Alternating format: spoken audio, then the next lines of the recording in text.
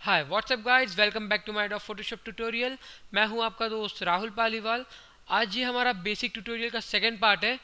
तो जिन जिन लोगों ने यहाँ मेरा इस ट्यूटोरियल का फर्स्ट पार्ट नहीं देखा है, मैंने नीचे डिस्क्रिप्शन में लिंक डाल दिया है। आप चाहें तो वहाँ से जाके आप मेरा पहले फर्स्ट पार्ट देख सकते हैं। चलिए अब स्टार्ट करते हैं। गाइस, हमने पहले ट्यूटोरियल में मूव टूल तक देख लिया था। आज हम स्टार्ट करने वाले हैं रेक्टेंगुलर मार्की टूल से। सबसे पहला टूल जो यहाँ पे है वो है रेक्टेंगुलर मार्की टूल। ये क्या करता है, मार्की टूल क्या करता है, हमको एक सिलेक्शन देता है, एक रेक्टेंगुलर सिलेक्शन देता है। सबसे पहले बात आती है सिलेक्शन क्या होता है। सिलेक्शन मीन्स कि हम कोई भी एक एरिया सेलेक्ट करते हैं जिसके अंदर हमें काम करना है। मान लीजिए जैसे मैंने ये एरिया सेलेक्ट किया, तो ये रेक्टेंगुलर मुझे एक एरिया मिला है, मैं इसके अंदर कुछ भी करूँगा। या मैं ब्रश से कुछ पेंट कर रहा हूँ, देख रहे हैं। या मैं अगर कंट्रोल सी कंट्रोल वी यानी कॉपी पेस्ट किया, तो सिर्फ उतने ही एरिया को इसने कॉपी और पेस्ट किया। आप देख रहे हैं, सिर्फ उतना जितना मैंने सेलेक्ट किया था उतना ही कॉपी पेस्ट हुआ। ठीक है। या मैं कंट्रोल जे करता हूँ। कंट्रोल जे क्या होता है, लेयर वाया कॉपी। ठीक है, ये मैं आपको आगे बताऊंगा। आप देख रहे हैं कि ये सिर्फ उतने एरिया में हो रहा है। मैं कुछ भी वर्क करूंगा सिर्फ ये इतने एरिया, जितना एरिया मैंने सेलेक्ट किया है उतने के अंदर ही होगा। ठीक है।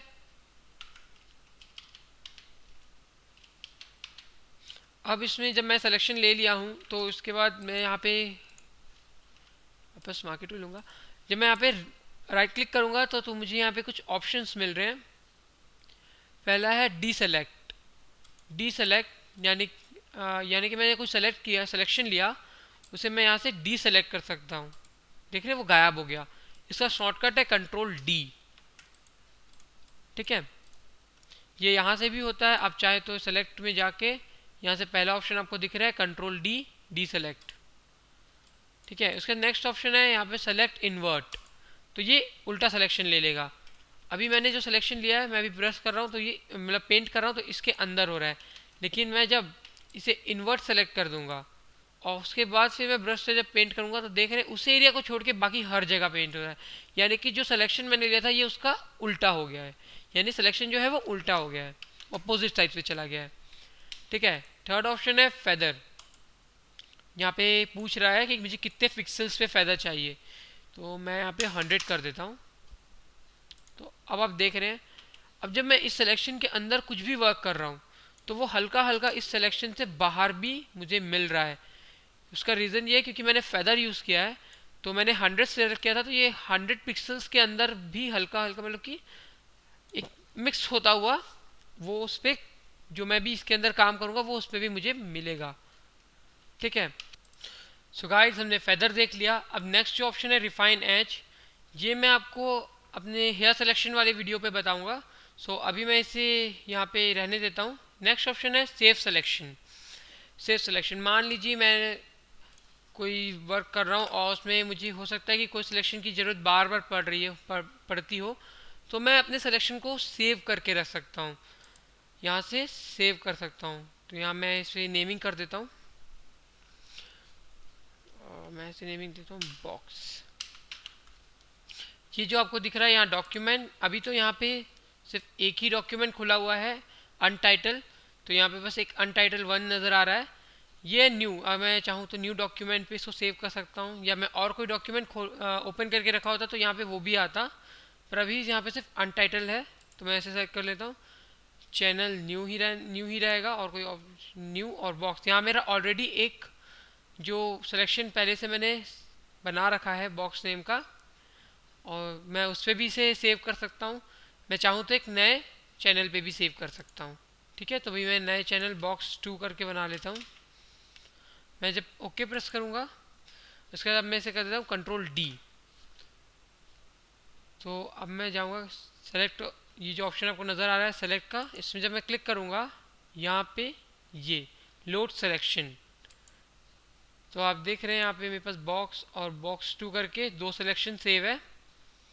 तो मैं बॉक्स 2 पे क्लिक करूँगा और बॉक्स 2 सेलेक्ट करूँगा और ओके प्रेस करूँगा, तो मेरा सिलेक्शन जो है वो वापस आ गया है। तो मैं अब जितने बार भी कुछ भी काम करूँगा और उसके बाद मुझे वो सिलेक्शन जब भी चाहिए होगा, तो मैं वहाँ से वापस ले आऊँगा। ठीक है। नेक्स्ट ऑप्शन देखते हैं, मेक वर्क पाथ। ये हमको एक सिलेक्शन को पाथ में कन्वर्ट करके दे देता है। अब ये पाथ क्या होता है ये जब मैं आपको पेन टूल के बारे में बताऊंगा उस वक्त समझाऊंगा। तो अभी के लिए इतना ध्यान रखें कि ये ऑप्शन से हम सिलेक्शन को पाथ में कन्वर्ट कर सकते हैं। ठीक है, नेक्स्ट ऑप्शन है लेयर वाया कॉपी। इसको बताने के लिए मैं एक इमेज ओपन कर लेता हूँ।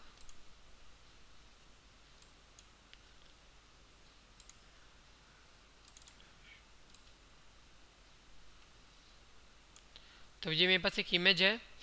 जैसे कि मैंने इस मेरे ऑब्जेक्ट को सेलेक्ट कर लिया, उसके बाद मैं जब लेयर वाया कॉपी पे प्रेस करूँ क्लिक करूँगा तो ये मुझे सिर्फ जो मेरा सिलेक्टेड एरिया था उसका एक नया लेयर पे मुझे मतलब उस एरिया को एक नए लेयर पे दे देगा। देख रहे हैं आप, सिर्फ उतने ही एरिया को मुझे एक नए लेयर पे मिल जाएगा। लेयर वाया कॉपी, इसका शॉर्टकट है कंट्रोल जे। तो शॉर्टकट याद रखिएगा, इसका शॉर्टकट मैं आपको फिर से बता रहा हूँ, इसका शॉर्टकट है कंट्रोल जे। ठीक है, सॉरी। तो अब नेक्स्ट ऑप्शन है लेयर वाया कट। ये क्या करता है, जब मैं इस पर प्रेस करूंगा तो आप देख रहे हैं मेरा जो ओरिजिनल इमेज थी उससे कट होके ये मुझे एक नए लेयर पे मिल गया। मतलब जिस लेयर पे वो ऑब्जेक्ट था उस लेयर से कट होके मुझे एक नए लेयर पे मिल गया है। ठीक है, ये बिल्कुल कॉपी पेस्ट और कट पेस्ट जैसा ही है, बट हम कॉपी पेस्ट करने के लिए कंट्रोल सी फिर कंट्रोल वी प्रेस करते हैं। सो हम इसमें सिर्फ द कंट्रोल जे प्रेस करेंगे तो ये मुझे एक बार में कर वही चीज़ करके देगा। ठीक है, चलिए नेक्स्ट ऑप्शन देखते हैं। ये फ्री ट्रांसफॉर्म। मैं अपने सिलेक्शन को यानी कि मैंने जो सिलेक्शन लिया है जब मैं इसमें फ्री ट्रांसफॉर्म करता हूँ, सॉरी फ्री ट्रांसफॉर्म कर एक्चुअली हाँ, जब मैं इसे फ्री ट्रांसफॉर्म करता हूँ तो आप देख रहे हैं यहाँ पे मुझे 8 नोट्स मिल गए। ये बिल्कुल जैसा हम ट्रांसफॉर्म में करते पे हमें मिलता था सेम वैसा ही नोट्स है। तो अब जब मैं इससे ऐसे खींचूंगा तो मेरा जो एरिया है यानी कि जो सेलेक्टेड एरिया है वो देख रहे हैं उसकी साइज़ जो है बढ़ जा रही है। तो आप देख रहे हैं कि मेरा जो सेलेक्टेड एरिया था वो बड़ा हो गया है। ठीक है, नेक्स्ट ऑप्शन है ट्रांसफॉर्म सिलेक्शन। ये जो फ्री ट्रांसफॉर्म जो अभी हम लोग कर रहे थे इससे हम उस एरिया को भी मतलब कि उस लेयर के उतने एरिया को भी को ट्रांसफॉर्म कर पा रहे थे। लेकिन जो ये मेरा जो नेक्स्ट ऑप्शन है इसमें सिर्फ सिलेक्शन ट्रांसफॉर्म हो रहा है। देख रहे हैं सिर्फ सिलेक्शन की साइज़ बड़ी छोटी हो रही है। मेरा जो एरिया है वो मेरा जो ऑब्जेक्ट है वो वैसा ही है, बस ट्रांसफॉर्म सिर्फ सिलेक्शन ट्रांसफॉर्म हो रहा है। ठीक है, नेक्स्ट ऑप्शन देखते हैं फील। ये यहाँ पे फील कर देगा। मान लीजिए मैंने इसे को सेलेक्ट किया, मुझे यहाँ पे नहीं चाहिए तो मैं ये फील करूँगा। अब मुझे वहाँ क्या फील करना है, मतलब पहला ऑप्शन है कंटेंट जो आपको नज़र आ रहा है। कंटेंट मतलब कि मुझे इस एरिया में क्या फील करना है। मैं यहाँ foreground colour background colour foreground colour या बैकग्राउंड कलर फील करना चाहता हूँ। ये जो ऊपर वाला नज़र आ रहा है ये मेरा फोरग्राउंड कलर है और जो इसके नीचे नज़र आ रहा है ये मेरा बैकग्राउंड कलर है। ठीक है, इसको याद रखिएगा। तो मैं यहाँ पे फोरग्राउंड कलर फील करना चाहता हूँ या बैकग्राउंड कलर या कोई दूसरा ही कलर जो मैं अलग से भी ले सकता हूँ यहाँ पे। तो मैं इसे अभी कंटेंट अवेयर कर देता हूँ। कंटेंट अवेयर मीन्स कि इसी इमेज में से जो भी कुछ भी लेके वहाँ पे फील करेगा। ठीक है, तो मैं इसे अभी कंटेंट अवेयर कर देता हूँ। जब मैं ओके करूँगा यहाँ पे कुछ ऑप्शन और है। पहला है ब्लेंडिंग मोड। मैं यहाँ से सब ब्लेंडिंग मोड सेलेक्ट कर सकता हूँ कि मुझे वो किस टाइप से वहाँ पे फील करना है। तो मैं अभी इसे नॉर्मल रहने देता हूँ।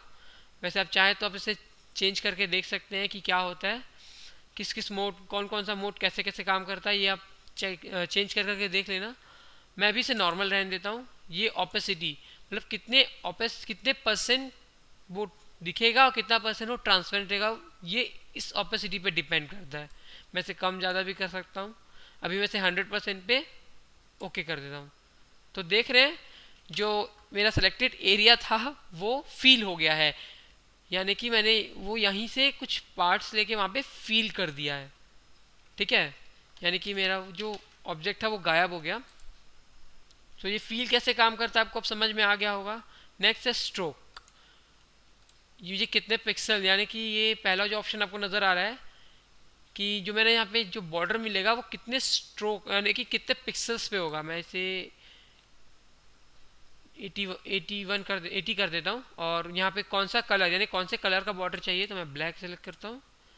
लोकेशन इनसाइड चाहिए यानी सिलेक्शन के अंदर तरफ चाहिए, या सिलेक्शन के बिल्कुल सेंटर पे चाहिए, या सिलेक्शन के बाहर चाहिए। ठीक है, इसमें भी ब्लेंडिंग मोड है, इसको भी आप चेंज कर करके देख सकते हैं कि कौन सा ब्लेंडिंग मोड कैसे काम कर रहा है। यहाँ पे सेम चीज़ है ऑपेसिटी।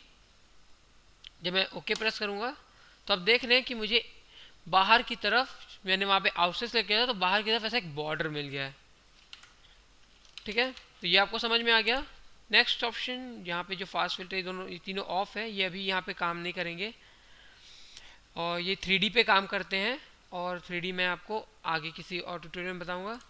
तो अभी हमने सिलेक्शन के सारे जो ऑप्शंस है वो देख लिए, तो अब हम आगे बढ़ते हैं हमारे ऑप्शन बार के कुछ ऑप्शंस की ओर।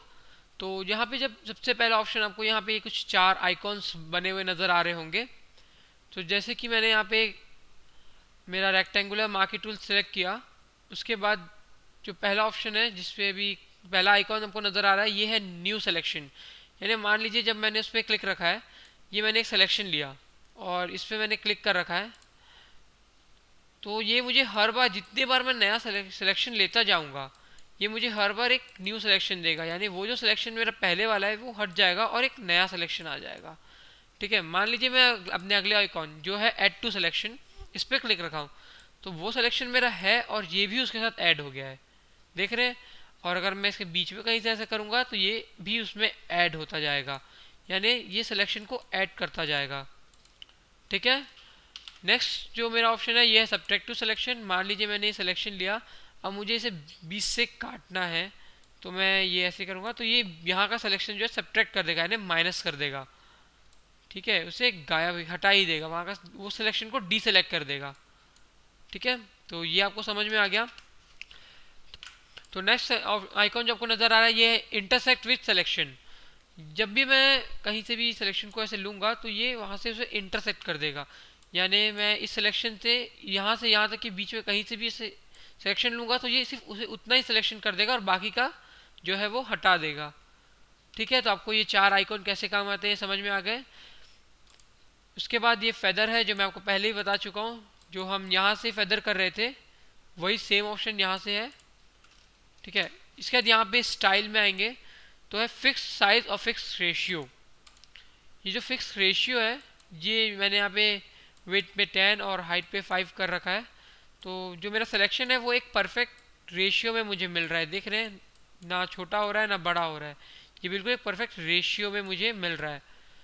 वहीं एक नेक्स्ट ऑप्शन है फिक्स साइज़, यानी कि मैं एक साइज़ भी यहाँ पे फिक्स कर सकता हूँ। मान लीजिए मैं यहाँ पे 500 पिक्सल्स और इसकी इसे कर देता हूँ 250 पिक्सल्स, तो मुझे उतने ही साइज़ का सिलेक्शन, ये इनवैलिड बता रहा है, ये भी 500 और 50 पिक्सल्स पे ऑलरेडी सेट हो गया, इससे ज़्यादा नहीं जाएगा ये। तो ये मुझे उतने ही साइज़ का सिलेक्शन दे रहा है, ना बड़ा हो रहा है ना छोटा हो रहा है, बिल्कुल परफेक्ट उतने ही साइज़ का सिलेक्शन ये मुझे दे रहा है। तो ये आपको समझ में आ गया, इसको आप हमेशा नॉर्मल में रहने दीजिए। तो नेक्स्ट जो मेरा टूल है वो है इलिप्टिकल मार्की टूल। ये बिल्कुल उस टूल से सेम है, बस ये मुझे एक राउंड सिलेक्शन देता है, वो मुझे रेक्टेंगुलर सिलेक्शन दे रहा था, ये मुझे राउंड में सिलेक्शन देगा। यहाँ के सारे ऑप्शन बिल्कुल सेम है, ये सारे ऊपर ऑप्शन बार के भी ऑप्शन बिल्कुल सेम है। तो चलिए आगे बढ़ते हैं। अब यहाँ है सिंगल रो मार्की टूल और सिंगल कॉलम मार्की टूल। ये दोनों टूल किसी काम के नहीं है, ये हमारे कोई काम नहीं आते, तो हम इसे छोड़ देते हैं। आगे बढ़ते हैं हम लॉसो टूल की ओर। तो जब मैं लॉसो टूल यहाँ पे लूँगा तो ये जो टूल है ये भी सिलेक्शन के लिए यूज़ होता है, लेकिन जब मैं अपना लेफ़्ट माउस बटन को होल्ड करके रखूँगा और बिल्कुल अपने माउस को इस तरह चलाता जाऊँगा तो ये बस मुझे उस माउस के फ्लो में सिलेक्शन देगा। ठीक है, आप देख रहे हैं ये कभी पाथ बना रहा है, और जब मैं इसे ज्वाइन कर दूंगा इसके एंड पे तो ये मुझे एक सिलेक्शन मिल गया। सॉरी, ठीक है, तो यहाँ के ऊपर के जो ये 4 आइकॉन है ये बिल्कुल वैसे ही सेम वर्क करते हैं, इसमें भी ऐड टू सिलेक्शन, मैं सिलेक्शन इसमें और ऐड कर सकता हूँ। सब्ट्रैक्ट टू सिलेक्शन लेके मैं इसमें से सिलेक्शन हटा सकता हूँ। ठीक है, नेक्स्ट टूल है पॉलीगोनल लॉसो टूल। ये हमारे बहुत काम का टूल है, इसे ध्यान से समझना। जब भी मैं यहाँ पे आके अपना लेफ्ट माउस बटन क्लिक करूँगा तो ये यहाँ से मुझे एक सी लाइन दे रहा है जो यहाँ पे लॉक है। ठीक है, अब मैं नेक्स्ट यहाँ पे आके जहाँ क्लिक करूँगा ये वहाँ पे आके लॉक हो जाएगी। देख रहे हैं यहाँ से मुझे एक नई लाइन मिल गई, वो वाली लाइन वहाँ पे लॉक हो गई। तो बिल्कुल इस तरीके से लॉक कर करके मैं अपने इसे एकदम परफेक्ट सिलेक्शन ऐसा ले सकता हूँ। देख रहे हैं आप, इस टूल में थोड़ी प्रैक्टिस की ज़रूरत है। मैंने इस पर प्रैक्टिस किया है करके मैं इस तरह से चला पा रहा हूँ। आपको इस पर हो सकता है स्टार्टिंग में थोड़ी प्रॉब्लम हो, बस प्रैक्टिस करते रहिएगा, फिर आप भी इसे इजीली चला पाएंगे। तो देख रहे हैं मैं इसे स्टार्टिंग पॉइंट पे से ज्वाइन कर दूंगा तो मुझे सिलेक्शन मिल गया। ठीक है, बाकी सारे ऑप्शन, ये सारे ऑप्शन यहाँ पे सेम वर्क करेंगे। ये ऊपर के भी ऑप्शन जो है ये बिल्कुल वैसा ही वर्क करेंगे जैसे पहले के सारे टूल्स में कर रहे थे। नेक्स्ट है मैग्नेटिक लॉसो टूल। ये बिल्कुल ऑटोमेटिकली ये सिलेक्शन लेता जाता है। देख रहे हैं आप, मुझे बस माउस के फ्लो को आगे बढ़ाते जाना है, ये सिलेक्शन अपने आप ले रहा है। एक्चुअली ये कलर डिफरेंस पे सिलेक्शन लेता है। जैसे आप देख रहे हैं यहाँ का जो कलर है ये बिल्कुल अलग है और इस साइड का जो कलर है ये बिल्कुल अलग है। इसमें जब मैं बैक स्पेस दबाऊंगा तो ये बिल्कुल वापस पीछे ज़्यादा जाएगा। देख रहे हैं सिलेक्शन बैकवर्ड जा रहा है। ठीक है, तो इससे भी मैं सिलेक्शन लेता हूँ। वैसे ये कुछ काम नहीं आता क्योंकि कई बार ये कलर डिफरेंस नहीं पकड़ पाता, तो हम इसके आगे बढ़ते हैं। नेक्स्ट है क्विक सिलेक्शन टूल। ये भी सिलेक्शन के लिए ही काम आता है, बट आप देख रहे हैं मुझे इसमें एक ब्रश मिलता है जो आपको नज़र आ रहा है। इसकी साइज़ मैं यहाँ से एडजस्ट कर सकता हूँ, बड़ा कितना मुझे बड़ा चाहिए, कितना छोटा चाहिए। ठीक है, इसे मैं ब्रैकेट से भी एडजस्ट कर सकता हूँ। ब्रैकेट जो है ब्रश का शॉर्टकट है साइज़ का। ठीक है, अभी आप देख रहे हैं इसमें यहाँ पे 3 ऐसे ऑप्शन आपको नज़र आ रहा है। ये नॉर्मल है, ये ऐड टू सिलेक्शन, ये सब्ट्रैक्ट टू सिलेक्शन। ये भी बिल्कुल वैसा ही काम करता है। अभी मैं नॉर्मल में रखूँगा तो मुझे बस एक बार ऐसा सिलेक्शन मिल रहा है, मुझे जैसे नॉर्मल में ये होता नहीं है। ये अपने आप ऐड टू सिलेक्शन पे ही रहेगा हर बार। तो मैं इसे जिस तरीके से मैं अपना ब्रश का फ्लो ऐसे चलाऊंगा ये वैसे वैसे सिलेक्शन लेता जाएगा। ये भी कलर पे डिफरेंस पे ही काम करता है। तो देख रहे हैं आप, अब इसमें अगर मैं सब्ट्रैक्ट टू सिलेक्शन करूं और ब्रश को ऐसे छोटा कर दूं तो मैं इसे से सब्ट्रैक्ट करके बिल्कुल अपने एजेस पे ऐसे बिठा सकता हूँ सिलेक्शन को। ठीक है, मैं इसे ऐड टू सिलेक्शन में ही रखूँगा और ऑल्ट को होल्ड करूँगा। तो अभी आप देख रहे हैं ये अभी यहाँ पे जो बीच में ये सेंटर पे प्लस का साइन है, जब मैं ऑल्ट होल्ड करूँगा तो ये माइनस में कन्वर्ट हो गया। ठीक है, और मैं इससे सब्ट्रैक्ट कर सकता हूँ सिलेक्शन को। देखते हैं कंट्रोल जी, तो देख सकते हैं मैंने जिस एरिया को सिलेक्ट किया था ये बिल्कुल जी मिल गया। तो इसको भी मैं, कुछ लोग इसे कटिंग के लिए भी यूज़ करते हैं। नेक्स्ट टूल है मैजिक वैन टूल। ये भी कलर डिफरेंस पे काम करता है। इसमें भी वही 4 आइकॉन जो आपको नज़र आ रहे हैं मैंने जो पहले ही बताया था। इससे मैं एक बार क्लिक करूँगा, जैसे मैं लेफ्ट माउस बटन से क्लिक करूँगा ये सिलेक्शन ले लेगा।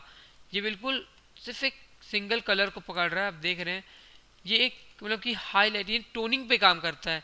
हम जानते हैं कि 3 टाइप की टोनिंग हमारी इमेज में होती है, पहली हाईलाइट, मिड टोन और डार्क टोन।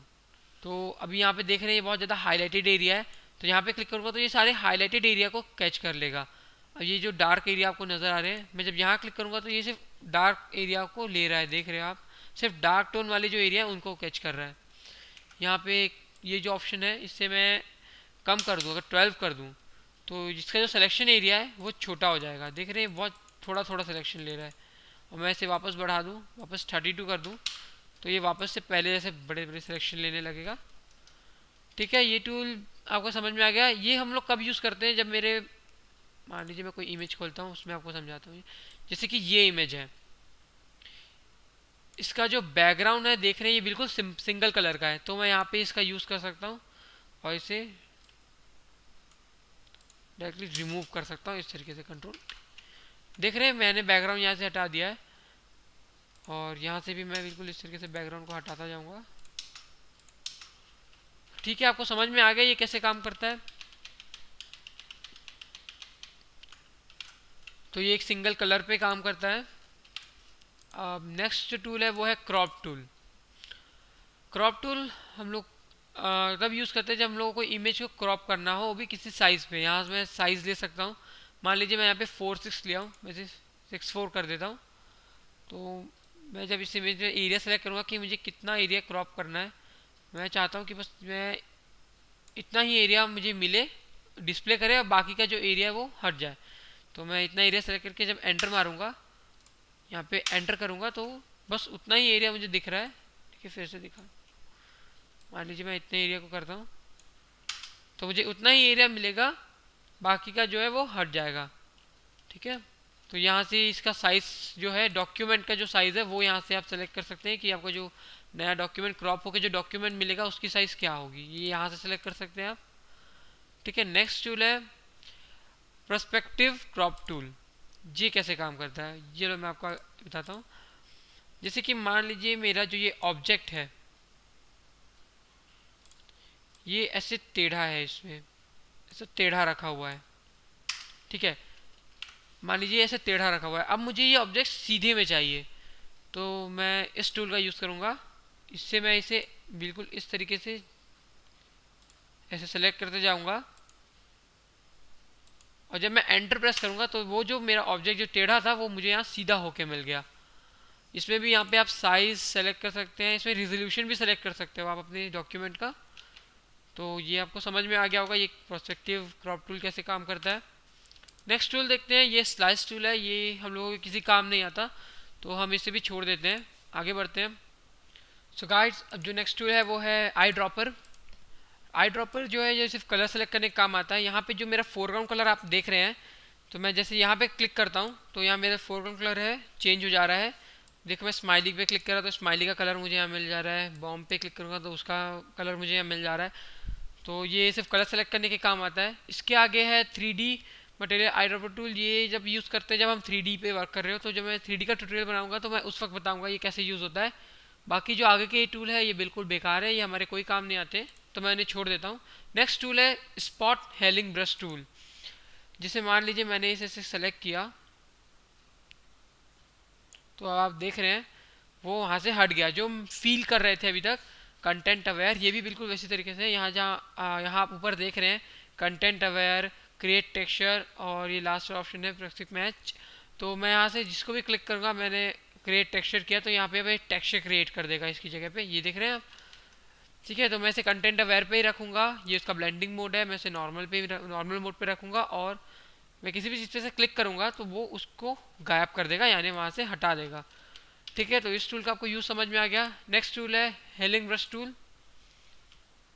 ये भी बिल्कुल वैसा ही काम करता है, बट मैं यहाँ से ये चूज़ कर सकता हूँ कि मुझे यहाँ पे क्या फील करना है। मान लीजिए मैं यहाँ पे क्लिक ऑल्ट होल्ड करके जब मैं यहाँ क्लिक करूँगा, और फिर यहाँ पे मैं सिर्फ देख रहे जो ये मेरा प्लस यहाँ पे आपको जब मैं यहाँ क्लिक कर रहा हूँ तो आपको उससे साइड पे जहाँ मैंने ऑल्ट होल्ड किया था वहाँ पे एक प्लस का साइन नज़र आ रहा होगा। तो वो जहाँ जहाँ जाते जाएगा वहाँ का कंटेंट यहाँ पे फील होता जाएगा, देख रहे हैं आप। तो इस तरीके से भी मैं यहाँ पे इसे फील कर सकता हूँ। नेक्स्ट है पैच टूल। ये मुझे एक सिलेक्शन टाइप का ऐसा सिलेक्शन ही एक एरिया सेलेक्ट करके देता है, जिसे मैं उठा के कहीं भी रखूँगा, यहाँ रखूँगा तो यहाँ का एरिया वो यहाँ फील कर देगा। देख रहे हैं वो गायब हो गया। इसमें भी देख रहे हैं वैसे ही सिलेक्शन जैसा ही ऑप्शन यहाँ पे भी आपको नज़र आ रहा होगा जो मैंने पहले बताया है ट्यूटोरियल पे। ठीक है, यहाँ से मैं इसका ब्लेंडिंग मोड, कंटेंट अवेयर करना है या नॉर्मल करना है, ये सेलेक्ट कर सकता हूँ, कंट्रोल डी। नेक्स्ट है कंटेंट अवेयर मूव टूल। जैसे मान लीजिए मैंने इस कंटेंट को यहाँ से सेलेक्ट किया तो ये एक सिलेक्शन मिल गया। अब मैं इसे उठा के कहीं भी रख सकता हूँ, मैं चाहूँ तो यहाँ रख सकता हूँ। जब मैं एंटर करूँगा तो आप देख रहे हैं वो यहाँ से हट के यहाँ आ गया है। ठीक है, तो ये कंटेंट अवेयर कुछ स्टेप्स का काम करता है। इसमें भी यहाँ कुछ ऑप्शंस आपको नज़र आ रहे हैं। ध्यान रखिए जो कलर है ये अगर आपका ज़ीरो होगा तो जो आपका ऑब्जेक्ट है वो अच्छी तरीके से वहाँ पे मर्ज होके नहीं रखाएगा, देख रहे हैं आप। लेकिन वही अगर मैं उसे बढ़ा दूँ, 10 कर दूँ, और उसके बाद जब मैं यहाँ रखूँगा तो अब देख रहे हैं वो बिल्कुल अच्छी तरीके से यहाँ मर्ज हो गया है। ठीक है, नेक्स्ट टूल है रेड आई। ये जब कभी हमारी कई बार कैमरे में फ़ोटो खींचते हैं तो हमारी जो आई है वो रेड आ जाती है, तो हम इसे यहाँ पे इसे आई के ऊपर इस तरीके से चलाएंगे तो उसको ब्लैक कर देता है। देख रहे हैं आप यहाँ पे? ठीक है। नेक्स्ट टूल है ब्रश। ये बिल्कुल नॉर्मल ब्रश है, यहाँ पे इसकी सेटिंग्स है, आप देख सकते हैं। यहाँ से आप कोई भी ब्रश, किसी भी टाइप का ब्रश प्रीसेट आप चूज़ कर सकते हैं। ये कलर फील करने का काम आता है। मैं यहाँ कोई भी कलर यहाँ फील कर सकता हूँ। इसमें साइज़ है, इसकी साइज़ भी ब्रैकेट से ही कम ज़्यादा होती है, और आप चाहे तो यहाँ से भी इसकी साइज़ कम ज़्यादा कर सकते हैं। नेक्स्ट है इसमें हार्डनेस। हार्डनेस जो है वो इसी देखो, अभी ये सॉफ्ट हो गया बहुत ज़्यादा, और वही मैं अगर इसका हार्डनेस बढ़ा दूँ तो आप देख रहे हैं इसके एजेस कितने हार्ड आ रहे हैं। जबकि पहले जब हार्डनेस कम था तो इसके एजेस बिल्कुल सॉफ्ट आ रहे थे। तो ये इसका सॉफ्टनेस है। इसमें आपको बीच में ओपेसिटी और फ्लो, ये दो चीज़ें मिलती है। ये इसकी ट्रांसपेरेंसी को कंट्रोल करती है। अगर मैं ओपेसिटी कम कर दूं तो देखो मेरा ब्रश बहुत ज़्यादा ट्रांसपेरेंट, सॉरी ये भी नज़र नहीं आ रहा होगा, तो बहुत ज़्यादा ट्रांसपेरेंट हो रहा है। और वही मैं फुल करके अगर पेंट करूँ तो आप देख रहे डिफरेंस, आपको अपने आप समझ में आ जाएगा। ठीक है, तो ये इसकी ट्रांसपेरेंसी कंट्रोल करते हैं और ये इसका फ्लो कंट्रोल करता है। देख रहे हैं अभी ये गैप, कितना गैप आ रहा है इसके कलर पे। जब मैं फ्लो कम कर दूंगा तो गैप जो है वो बहुत ज़्यादा होते जा रहा है, और मैं इसे बढ़ा दूंगा तो बिल्कुल बराबर जो है वो पेंट कर रहा है। ठीक है। नेक्स्ट टूल है इसमें पेंसिल। ये भी कोई काम का नहीं है, बस ये इस तरीके से ऐसा कुछ आप पेंसिल से ड्रॉ कर सकते हैं। नेक्स्ट है कलर रिप्लेसमेंट टूल। ये कलर को रिप्लेस कर देता है। जैसे कि इस इमेज में मैं आ गया, मान लीजिए मैं यहाँ पे येलो कलर लिया। अब जो उसका हेयर है, तो मैं यहाँ पे आप देख रहे हैं इसमें एक प्लस का साइन बीच में सेंटर पे आपको नज़र आ रहा होगा। जहाँ पे भी वो रहेगा, यानी देख रहे हैं आप ब्लैक पे है तो वो सिर्फ ब्लैक वाले एरिया पे कलर फील कर रहा है। येलो कलर को सैचुरेशन मोड पे कर रहा है। मैं इसे कलर मोड पे कर दूंगा तो आप देख रहे हैं ये येलो कलर ही फील कर रहा है। देखो मैं यहाँ चला रहा हूँ तो मेरे सिर्फ हेयर पे कलर हो रहा है, और जो इसकी स्किन है उस पर नहीं हो रहा है। क्यों? क्योंकि मैंने अभी सेलेक्ट किया है वो ब्लैक कलर है, क्योंकि उसका जो प्लस पॉइंट है वो मेरे हेयर पे है। तो वो उससे मैच करते ही कलर को मेरे इस फोरग्राउंड कलर से रिप्लेस कर देगा कलर मोड पे। यहाँ से मैं मोड चेंज भी कर सकता हूँ, तो वो बिल्कुल अलग अलग तरीके से कलर को रिप्लेस करेगा। अभी देखो बहुत लाइटली रिप्लेस कर रहा है। ठीक है, तो इससे मैं कलर चेंज कर सकता हूँ। नेक्स्ट जो टूल है यहाँ पे मिक्स ब्रश टूल। ये भी कोई काम नहीं आता, ये बस इस तरीके से अजीब सा मतलब कि मिक्स कर देता है, ये सब कुछ को मिक्स कर देता है बिल्कुल इस टाइप सा। तो ये भी हमारे कोई काम नहीं आता, तो मैं इसे छोड़ देता हूँ। आगे है क्लोन स्टैम्प टूल। जैसे कि अभी पिछले मैंने जो पहले टूल बताया था, ये भी बिल्कुल उसी टाइप से वर्क करता है। ये टूल भी बिल्कुल हीलिंग ब्रश टूल की तरह ही काम करता है। यहाँ पे कहीं भी मैं ऑल्ट होल्ड करके क्लिक करूँगा तो ये वहाँ का जो भी कंटेंट है उसको यहाँ फील कर देगा जहाँ भी मैं चाहूँ। इस तरीके से देख रहे हैं, मैं जहाँ चाह रहा हूँ वहाँ कंटेंट जो है, मैं जहाँ का कंटेंट फील करना चाहता हूँ मैं ऐसे कर सकता हूँ। ठीक है। नेक्स्ट टूल है पैटर्न स्टैम्प टूल। ये पैटर्न को फील कर देगा इस तरीके से। यहाँ मैं जो भी पैटर्न सेलेक्ट करूँगा ये उसको यहाँ फील कर देगा। ठीक है, ये भी कोई काम नहीं आता। नेक्स्ट टूल है हिस्ट्री ब्रश टूल। जैसे मान लीजिए मैंने कुछ बहुत ज़्यादा ऐसा पेंट कर दिया है इस टाइप सा, और मुझे अब ये सब कुछ हटाना है, और मैंने कुछ ज़्यादा ही कर दिया है कि अब मैं इस पर स्टेप बैकवर्ड या स्टेप फॉरवर्ड से भी पीछे नहीं जा पा रहा हूँ। तो उस समय मैं इसको यूज़ करूँगा हिस्ट्री ब्रश टूल। ये जितना भी इस पर वर्क हुआ है, तो जितनी भी वर्क हिस्ट्री है ये उसको इरेज कर देगा, यानी कि मिटा देगा, और मुझे वापस एक पहले जैसा बैकग्राउंड दे देगा। ठीक है। नेक्स्ट टूल है इरेजर। इरेजर क्या करता है, मान लीजिए मैं एक लेयर नया ले लेता हूँ, इसका एक कॉपी ले लेता हूँ।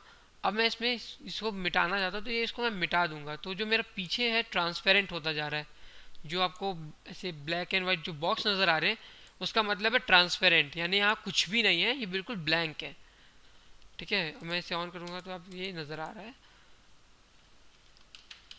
ठीक है, तो ये इरेजर इरेज करने के काम आता है। अब यहीं पे एक बैकग्राउंड इरेजर है जो बैकग्राउंड को इरेज करता है।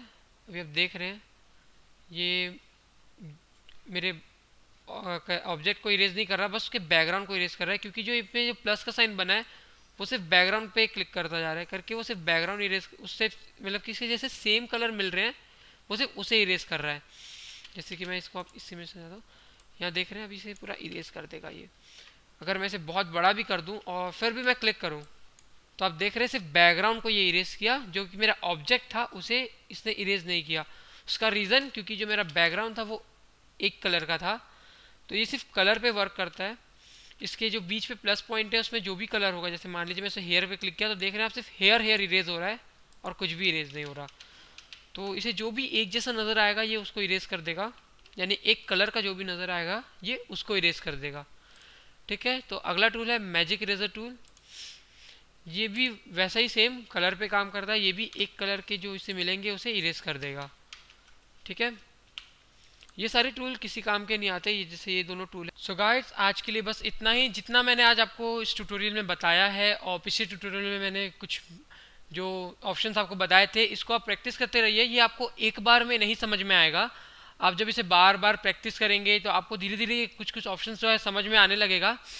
सो गाइज अगर आपको मेरा ये वीडियो पसंद आया हो तो आप प्लीज़ इसे लाइक करिए। अगर कोई भी डाउट हो तो आप कमेंट सेक्शन पे डाल सकते हैं। इसके अलावा मेरा एक फेसबुक पेज भी है जिसका लिंक मैंने नीचे डिस्क्रिप्शन में डाल दिया है, अब शायद उसमें आके उसे लाइक करें। और कोई भी डाउट हो और उसका आंसर आपको बहुत जल्दी चाहिए तो आप मेरे फेसबुक पेज पे मुझे मैसेज भी कर सकते हैं, तो अब मैं आपको ज़रूर रिप्लाई करूँगा।